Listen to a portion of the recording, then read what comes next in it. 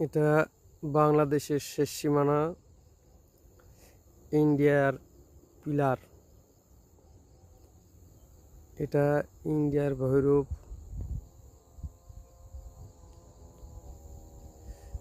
আমি ভৈরবের কাছে অবস্থান করছি। চারিপাশে তার কাটা। এটা হচ্ছে ইন্ডিয়ার ব্রিজ।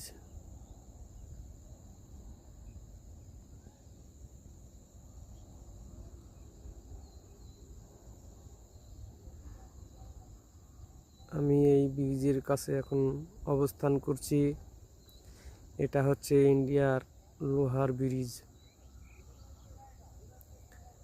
বিএসএফ আছে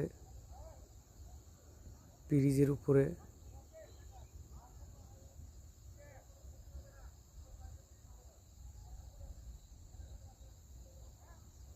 দাঁড়িয়ে আছে, এটা হচ্ছে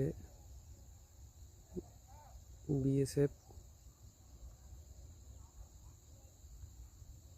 কুয়াশার কারণে দেখা যাচ্ছে না।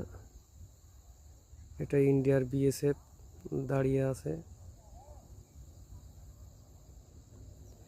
ব্রিজ পাহারা করছে যে খালের ভিতর দিয়ে কোনো বাংলাদেশের লোক যদি চলে যায় যেন না যেতে পারে, সেই কারণে এদেরকে মোতায়েন করে রাখা হয়েছে।